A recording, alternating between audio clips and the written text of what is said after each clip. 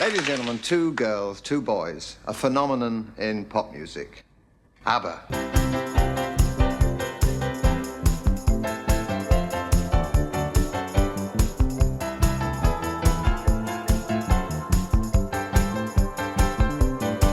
Hello and welcome to this latest episode of Like a Magic Spell, the song-by-song podcast in which we aim to unlock the joy of ABBA one song at a time.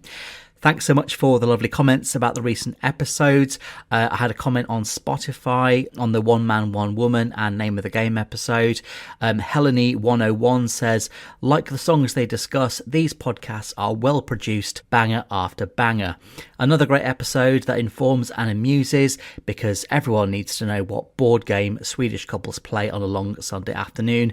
Can't wait for the next one. Well, Helene, you don't have to wait very long because you're listening to it, so brilliant. Can you believe we're halfway through this season already? It's just flown by. Before I go any further, you have to make sure that you listen until the very end of today's episode. There is a little secret something which I've tucked away at the end of the episode, like an extra kind of bonus thing, but you can't tell anyone, all right? Now, today's guest is someone we've actually talked about on this podcast before. In the final episode of the Super Trooper season, Molly and I, we talked about the ABBA-themed play, The Way Old Friends Do. And I'm delighted that the writer of that play, Ian Hallard, agreed to be my guest on this episode. Ian is a star of stage and screen and turned up very well prepared with a big book about ABBA in his bag and some very detailed notes, the results of which you'll hear in a moment. I think, as the kids say, he got the assignment. I think that's what they say anyway. I wouldn't know. But we began the episode by talking about how ABBA came into Ian's life. My mum was pregnant with me when they won Eurovision, obviously in 1974. So it's a big anniversary year for ABBA and also for myself. So she'd watch Eurovision every year and loved them. And so as I was growing up, they had all the albums. So as mum was hoovering, she'd have the album on and I'd listen to it as well. And one of my earliest memories is mum knitting me a pair of woolen yellow plaits so that I could dance around the living room to take a chance on me pretending to be Agneta. When people say, I remember the first time I heard them, or this was the first ABBA song I ever listened to, I kind of don't have that memory because they were just always there. And how was your ABBA 80s? I was 5 at the beginning of the 80s, so I was still very much, mum bought the records and she didn't buy the Visitors actually, so Super Trooper chronologically was the last one that I had for the bulk of the 80s.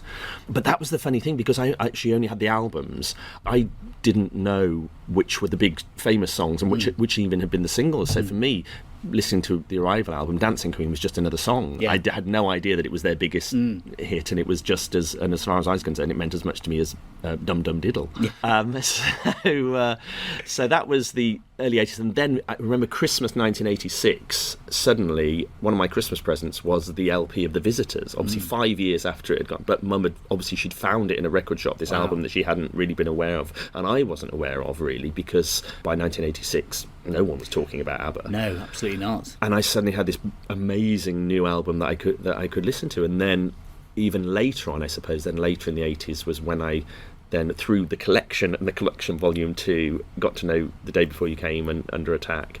Then I had a little mission, because I used to go to record fairs with my brother, we were both big vinyl collectors, seeking out like the 7-inch singles, because obviously that was the only way to get hold of all the B-sides. Yeah, but of course you've taken your love of ABBA and you've brought it into your professional life with The Way Old Friends Do.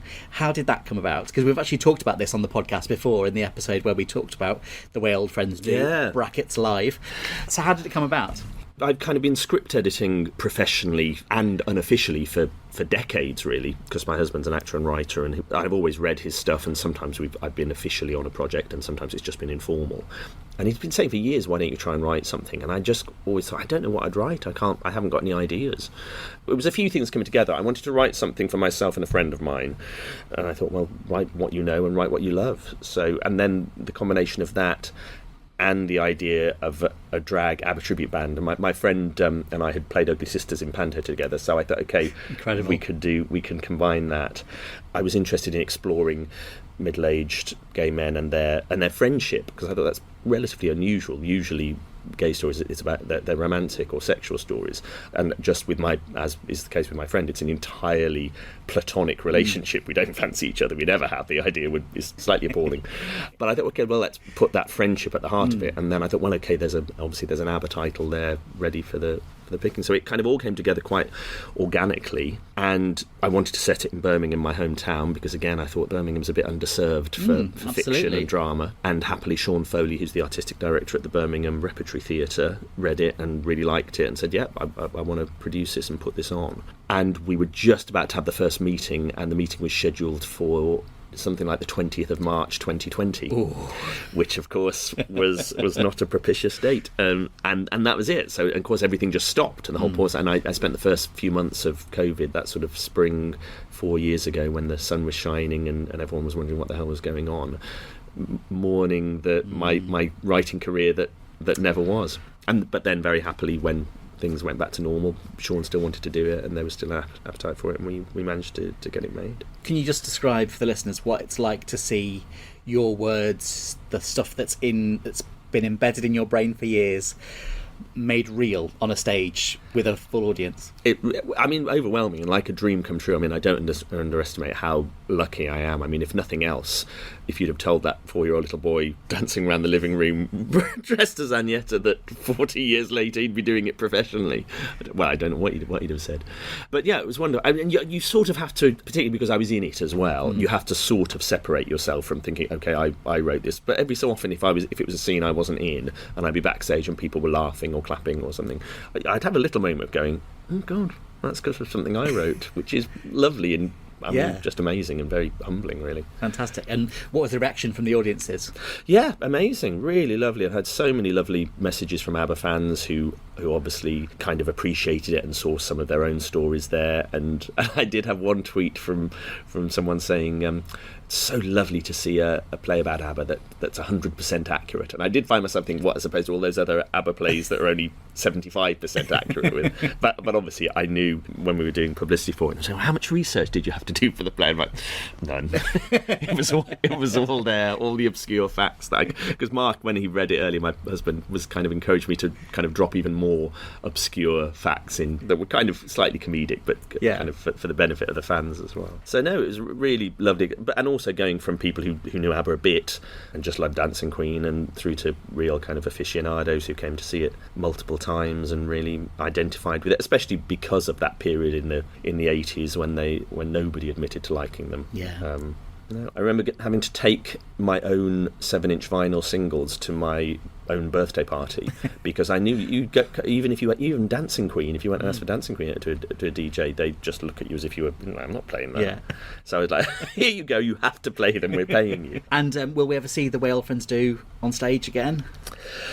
Well, not in its last iteration, but very excitingly, it's now available for amateur performances, and 2 amateur groups have got the licence and are going to be performing it later this year. Fantastic! So I'm very excited about seeing that. Oh, it's good to know that it lives on in some form. And then who knows? We've had other discussions about trying to do it in other ways or other iterations, but we'll see. Oh, fingers crossed. And if I had to force you to tell me your favourite ABBA song, what would that be? It's actually not that difficult. Okay. It's a slightly odd choice because I know it doesn't have a great reputation amongst a lot of fans, but it would be Under Attack. There was a video called ABBA the Biography, which again I must have bought in about 1988 from Woolies, and it was a chronological kind of telling of their story, and that was the first time I ever heard Under Attack, and it finished with that as the clip of them, obviously, as they walk off and are silhouetted into the distance, because there was no narration over it, it was all just text, and it started to scroll up like Star Wars. By 1983 ABBA were no more, and I just burst into tears and couldn't stop crying for the rest of the night. Oh my goodness. So it's still the one I listen to most and come back to most. So I don't know what it is. I think just the chorus is brilliant and catchy, and I love the kind of the interplay with the counter melody with it. And I know some people aren't fans of it and feel they've kind of lost interest a bit in dropping quality, but it's always been my favourite. But that's where, of course, we get the title for this podcast, Like a Magic Spell. Absolutely. People say, what? Why is it called that? I should have just gone for something a bit easier, but anyway. But yeah, Under Attack, The Visitors, absolutely right towards the very, very top of my list on those, So the first song we're going to talk about is Move On. So Move On, track 1 of side 2 of ABBA the album, so track 5 on the CD. This was the final song recorded for ABBA the album. It's a waltz in B-flat major and runs at 97 BPM. Its working titles were Love for Me is Love Forever, and you can sort of hear that, Love for Me is Love. The other working titles are Joanne, Yippee Yay, and Big John. I don't know what that was about, but never mind. You haven't read Carl Magnus Palm's latest book yet? Not the latest one, no. Oh, well, I won't spoil it. Well, I can spoil it for you. I actually have it in my bag. I was reading it on the way here. But there's a big chunk in the Michael B. Tretow tapes about Move On. There's quite an extensive bit about that, and actually about the various different versions and iterations it went through. The Joanne storyline was a completely different theme for the song, and was actually about a woman whose boyfriend has gone off to war, right. And the final verse, he's died. So yeah, but it's interesting, those titles, because you can kind of see they couldn't decide where the title was going to come. Yes, they could go, because obviously Love for Me is Love Forever is the start of the chorus, whereas obviously Joanne, Big John are obviously where the Move On title, where they actually decided the hook was going to settle. Fascinating. In the first verse, we got lyrics spoken by Bjorn. Well, I've got some views on that. We'll come on to it a bit later. Agneta sings the second and third verse, with Frida joining in on the melodies in the third verse. Released as a single in Peru only, as far as I could tell. That was in March 79, which was 14 months after the album was released. How did it do in Peru? Do we know that? Is that information available to us? We don't have any Peruvian chart info. It was a number from one. No. I assume it did very well. Of course it would. They were building their popularity in South America because they ended up recording a whole album of Spanish language songs a few years later. And this was one of the ones they included? Yes, it was, yes. So it was recorded as Al Andar, which means while walking. When was that recorded? That was January 1980. And then Agneta sings the first verse of that rather than sort of replacing the speaking section. Yeah, apparently Benny and Bjorn weren't interested in doing the Spanish stuff, and they're like, okay, but if you want to do it, off you go. Well, I think they were in Barbados, I think, on a songwriting trip. Yeah. It's funny though. It's interesting to kind of speculate, because you don't really miss them. And in the Spanish ones, you kind of think, are they really not there? And you think, is that Frida just really sort of lowering her voice, or even Michael Tretow changing the pitch a bit? I was thinking on the way here, I wonder what they'd if they'd have thought, let's try and recreate Bjorn's vocal, but one of the girls do it and then pitch shift it so that it's suddenly this big bassy American voice. But I mean, I say it was released as a single in Peru, but I did find online for sale a single of Al Andar, but this is in Chile, so maybe it was released in Chile as well. Okay. It's going for £150, but there is some creasing on the sleeve. Okay. FYI. Right. If you were tempted, as a big vinyl person yourself. I think I'll give that one a miss. Okay. But thanks for... I can send you the link anyway. Okay. You can decide. Do that. You can decide. Move On has been covered by heavy metal artist Rob Rock, and also by 8-Bit Arcade, and there are two sort of reversions with lyrics in German and French. The German version was by Irene Indra, and it was called Wie ein Engel ohne Flügel, like an angel without wings. And the French version by René Simard was Toujours plus loin, which means always further. This is basically my GCSE language. I've done Spanish, German and French. Now, for my money, the best non-ABBA version was used by the German shampoo company Gard in their shampoo ads in the 1980s, and we're going to watch that shampoo ad now. Kennen Sie die Shampoos, die Ihr Haar wieder aufleben lassen? Ja, hat sie. Schönes Haar ist dir gegeben, lass das Leben mit Gas. Gib ihm Liebe, gib ihm Pflege, überlegen im Gas. Lass dir keinen Tag entgehen, lass dich sehen mit Gas. Schönes Haar ist dir gegeben und zeig es, lass das Leben und du fühlst dich gut mit Gas. Ah, mein Haar lebt richtig wieder auf. Haare gut, alles gut. Und Gard hat die richtigen Mittel und Wege zu schönem Haar. Wie wär's? Gard gibt Ihnen das gute Gefühl. Wow. So she's missed her bus, but she doesn't care because her hair's lovely and clean. It does that wonderful thing that a lot of hair commercials do, is they show that thing of like, I don't mind, my life's falling apart, but look at my bouncing hair. curls. I was quite impressed, actually, that the attention to detail in the arrangement, and actually even the singing, they've done quite a good job of trying to mimic Brida and Agneta, haven't they? Yeah, the yeah. vocals. So Yeah. you listen to that more than the original, then? Of course, that's your yeah. favourite cover. Of course, That's no, I why it can was see that. so easy to play on my iPad. It was just there on my favourites. A few quotes about the song. So Freddie Holman says, even though the theme is about never standing still, there's something very relaxing about the chorus that ironically makes you want to stay where you are, put your feet up and ease into the moment, which I kind of get.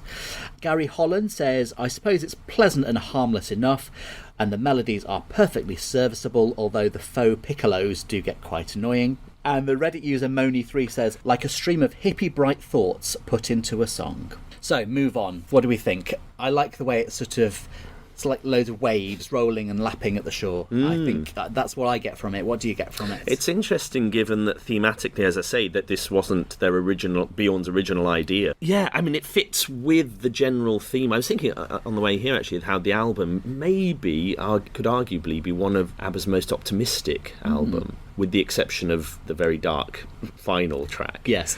I don't want to obviously preempt your next episode, but actually, even the kind, if you obviously, because you think of Arrival, its immediate predecessor, which you kind of think actually the jump actually in terms of musical and lyrical sophistication from one to the, as brilliant as Arrival is.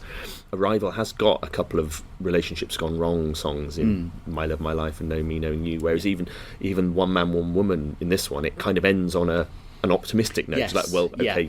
Yeah, things are difficult, but we're going to give it a go. Yeah. And actually, all the other tracks have this optimism running through it. The first version as well was about a girl called Teresa who basically had decided she was going to be a virgin all her life. I think Love for Me is Love Forever is maybe Right. that's what, and apparently that exists. The first line, I think, was, I am a simple maiden with dimples in my cheek. Which I'm assuming Bjorn wouldn't have sung on that one. And basically it was quite racy. It was kind of basically saying how she wasn't going to shag around, and she wasn't not even going to shag anyone. So yes, obviously, whereas what they ended up with, Move On, and then I don't know if Bjorn's mentioned this at the time, but this novella which I've never read, Jonathan Livingston Seagull. Yes. By Richard Bach, apparently. Yes. And there are actually even kind of quotes from it that almost appear in the lyrics. Yeah. So I think it feels very much a sort of twin with Eagle in that same the whole production of it, but also the kind of that message of being at one with nature and actually a slightly sort of philosophical thing. It's not about personal relationships in a way that so much of ABBA's stuff is. It's, I suppose, maybe lyrically a little bit of a link with Happy New Year as well. Yes. I suppose, because the similarity of actually both mentioning death as well. Yes. in what's an otherwise uplifting song. But it's interesting, that link with Eagle as well, because, and you mentioned the production, because there is a similar sort of sound. It's almost that sort of Californian beach sound, isn't it? It's very much that, all those influences that they kind of soaked up. If Voulez-Vous was their disco album, and then this is Fleetwood Mac, the Eagles as well, of course. That really sort of big Californian almost a bit of sound. Beach Boys as well in there as well. Absolutely, especially on One Man, One Woman. And whatever you might think about the spoken first verse, it's not a bad American accent. Yeah, that's very true. It's quite. I was thinking, actually, it's not. Yeah, he's. I mean, as a kid listening to this album, I never realised it was Bjorn. I always assumed it was Benny. Right. And I think that's because it was this big sort of bassy voice, kind of as imitating the Big Bad John song, which had been out. Yeah. And I hadn't heard Susie hanging around up until that point, so you never heard Benny singing on solo, so you didn't really know what his singing voice was like, and it sounded, and that verse sounds so different to all of Bjorn's other thing, where he's kind of quite nasally and sort of quite a high, reedy voice. I do wonder what the thinking was about that spoken first verse, as opposed to why not let Agneta and Frida sing. I suspect it was probably just a desire to try something different. You kind of go, when you've got 3 verses in a song, so it's quite a long song. And actually, again, that's something similar with other tracks on the album, where you've got, One Man, One Woman's got 3 verses, and to just differentiate it, I think that's it. They never want to come back and just repeat themselves, do they? So that's why each verse in Move On, first one's Bjorn on his own, then it's the Agneta and Frida harmonising. I think there are very few people who would give up the opportunity to have more of Frida and Agneta singing in favour of Bjorn speaking. But in an American accent. Yeah, exactly. But I kind of admire the sort of desire to do something different. Yeah. And even within the choruses as well, because the first chorus, you have the tune and the harmonies, and then the second chorus is where the la la la la la la la's creep in, and then by the final chorus and the fade out, the la la la's are drowning out the vocals and the melody and the harmony in the chorus. And apparently Benny really loved them, which is obviously why you can hear them so high in the mix. Yes. And they're not as high in the Spanish version. In Al-Andar, you don't have they're mixed further back. I did try and count the La's last night. Oh, did you? Yes. Why? Just as a trivia fact. I thought it would be a good fact to bring in. Oh, okay. However, after about 10 minutes, I went slightly mad. I can imagine. Yeah. On a hiding to nothing. That feels like a tie-break question at the end of an ABBA quiz, doesn't it? How many La's are there in Move On? So with Move On, there's no official promo video, but there is the official kind of audio video on the ABBA official YouTube channel. As always, I've delved into the batshit YouTube comments. Amy Crunch 3812 says, it's really hard to wrap one's mind around how incredibly intricate and perfect these arrangements are. There is a universe in every track, which I think is quite a nice little summation of it. Mandolinic says, layer upon layer of sublime vocal harmonies and instrumentation, all brought together in a final mix that is absolute perfection.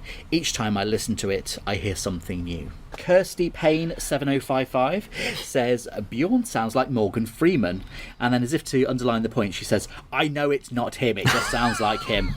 So, well, thanks, I know, Kirsty. I don't blame her, because, you know, online, the times you kind of get people correcting you, going, well, no, of course it was a joke, or I was being ironic, or I know that really. Yeah. And Huey Cairns says, when life is tough for you, this is the perfect record to get you motivated and give you hope for the future. Forget your past and move on. Mm-hmm. And I was thinking about that. It doesn't have to be an ABBA record, but what's your go-to, I need to get up and do something track? That's an interesting one. It would probably be an ABBA one. What would it be? What would yours be? Well, the reason I ask is that the other day I was doing something and I was just feeling like I needed something just to break me out of that mental stasis. Yeah. By chance, I just happened to switch on the radio and Shake It Off by Taylor Swift was on. Okay, that's very good. I mean, it's really basic, but I did allow myself to shake it off. So, final thoughts on Move On. What do we think? Do you like it? Would you skip it if it was on the album? No, never. No, I love it. It's always been one of my favourite. I think it's a beautiful song. I think and beautifully sung. It was discussed as a single apparently, and Stig kind of, it was one of, after The Name of the Game as the follow up. But apparently his favourite choices were this and Eagle.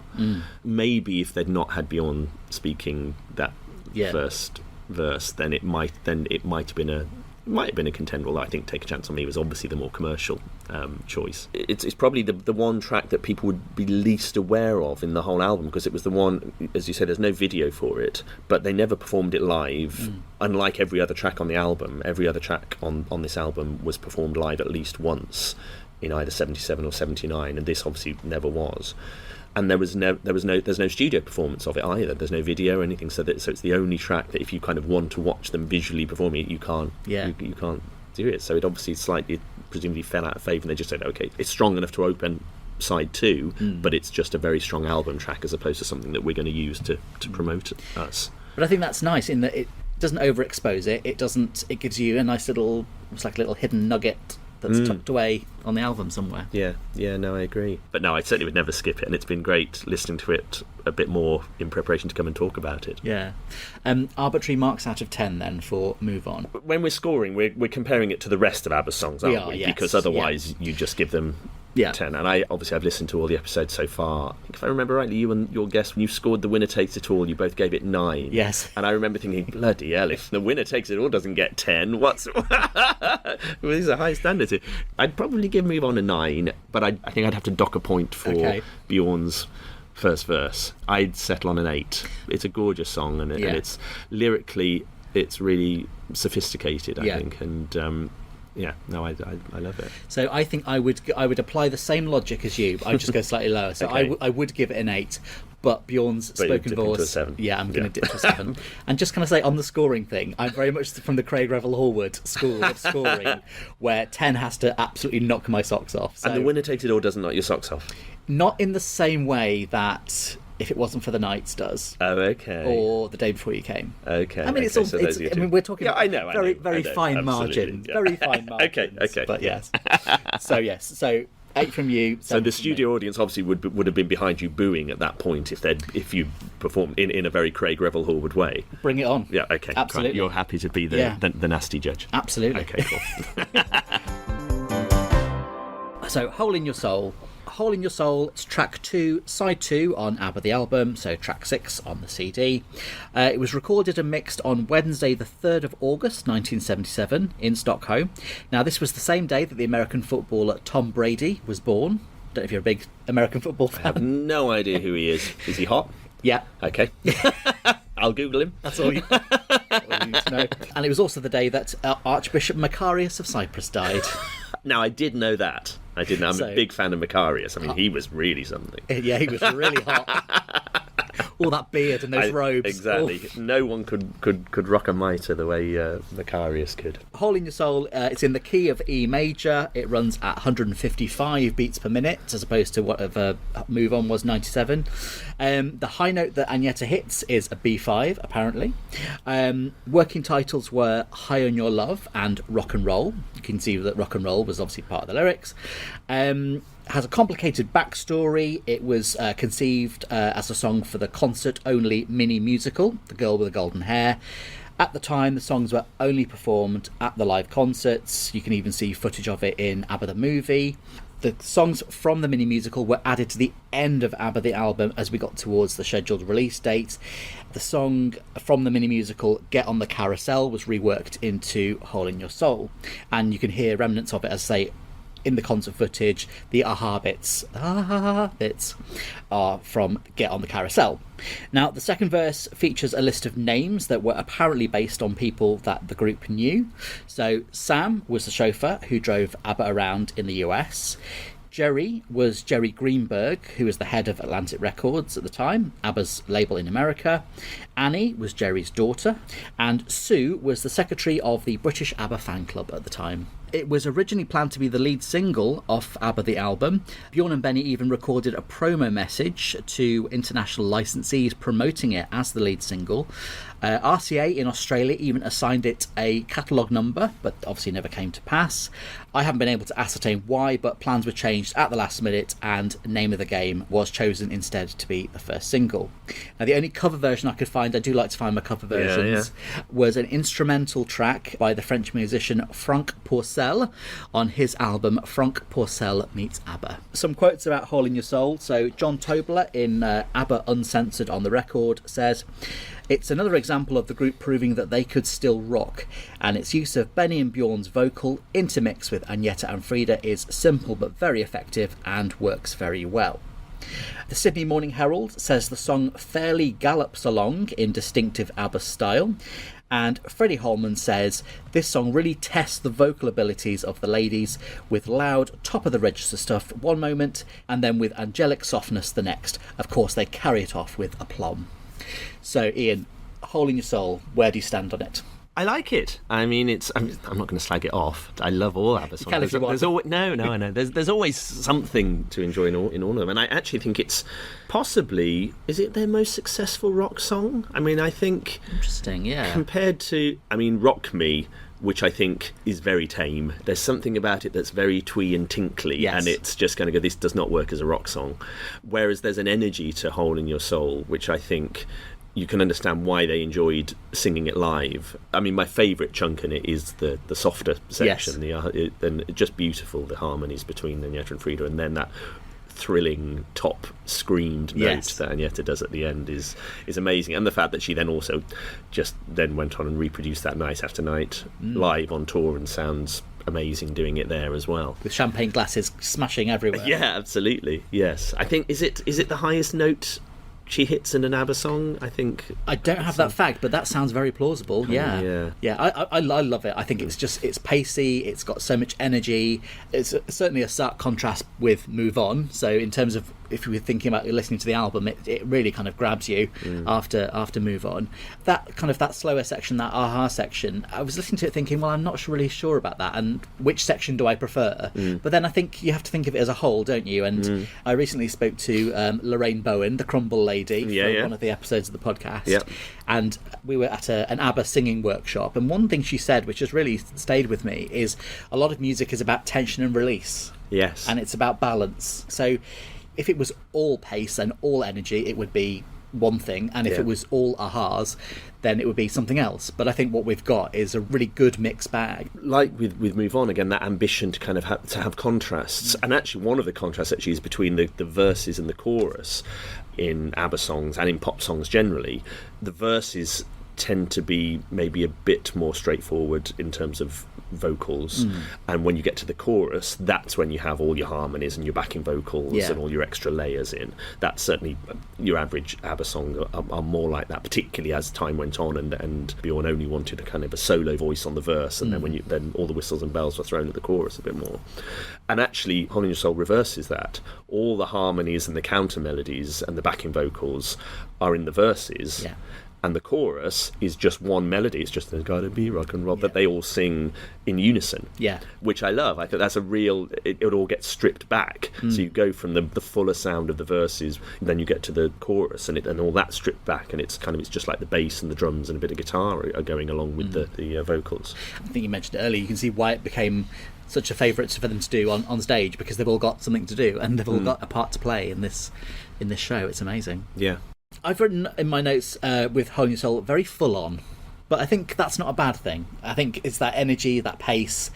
Do you think it has the danger of overwhelming sometimes? If my husband has any mild criticism, or if there are songs they don't like, I think it reaches the sort of apotheosis of this with the Voulez-Vous album. There are times when he sometimes finds the level of overdubs and the slight shrillness a bit much, and I think Hole in Your Soul has a danger of getting there. It's not something I personally, but I get why you might find it a bit much. Was there anything else of your notes that you had? There's apparently there's a 5-minute version of it. Is that in the vaults? I think just possibly repeats a verse. Oh no, I think there might even be a different lyrics to it. There's another verse, and I think the aha section gets repeated. Right. But they presumably just decided less was more. Just talking about what we were saying earlier about those little things that you might not notice at first. When it gets to the end of the song and they're repeating the chorus, they just slightly change the tune, only by a note of the... So, there's gotta be rock and roll to fill the hole in your soul each time. And then at the end it goes, there's gotta be rock and roll. Just that little tweak. And, they've changed that. Yeah. And probably you wouldn't even notice. It's not a coincidence. They made a conscious choice to go, roll. Yeah. It's just a bit different. In terms of video, so there's no official promo video, just the audio video on the official YouTube channel. But there is the concert footage from Saturday, 10th of November, 1979 at Wembley Arena. I used to work opposite to Wembley Arena. And on some anniversary of the day that they started their residency, I went and took a picture of myself outside the arena, and I thought, no one cares. I do. And you care. That's the main thing. It was lovely. I clutched the wall and said, this is history. My uncle takes great pleasure in reminding me that he actually saw them live at Birmingham at the Odeon on their 77 tour. Because people have said, did you ever go and see them live? And I was 5 when they were at Wembley, so it was a bit too young. Where were we? Oh, that was the only thing. Talking about thinking as a kid when you're listening to them, you experience them in such a different way. I remember listening to Ring Ring. I had such a visual image of imagining Agneta sitting by a telephone, and in the same way that I for years that just assumed it was Benny singing speaking the first verse of Move On. I don't know how old I was when I realised that Hole in Your Soul did not refer to faulty footwear.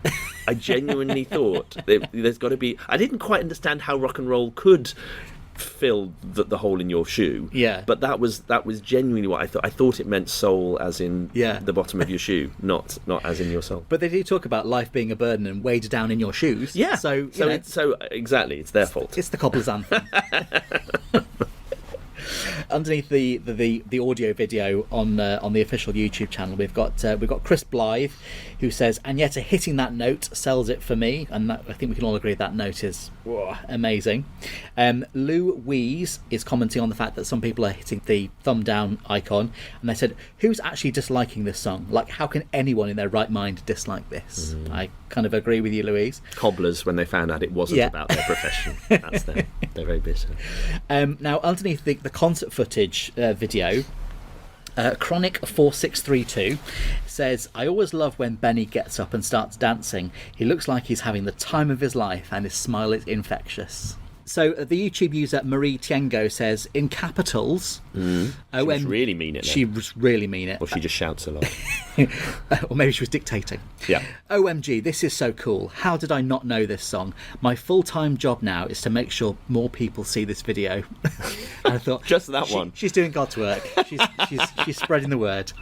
And then Equus Quagga says, ABBA ripped Wembley a new one. Okay. So, final thoughts on Hole in Your Soul. Yeah, I mean, I could just sit here and rhapsodise about it, and I love it. I think it is their best rock song. I've just written, it's just fun. Fun Yeah. is what I hear when I hear this song. Yeah.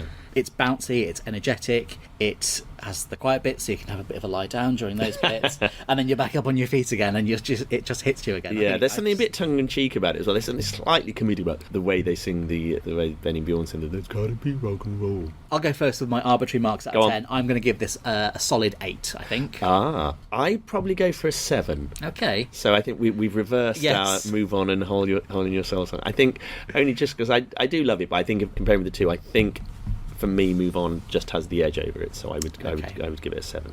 Lovely. Well, Ian, thank you so much for taking part in Like a Magic It's Spell. a pleasure. I'm sorry that I've rambled on so much, but you can edit it down, can't you? No, sorry, I'm not going to edit everything. Oh no, thank you so much, Ian. It's been pleasure. lovely to have you on. Thank you. Loved it.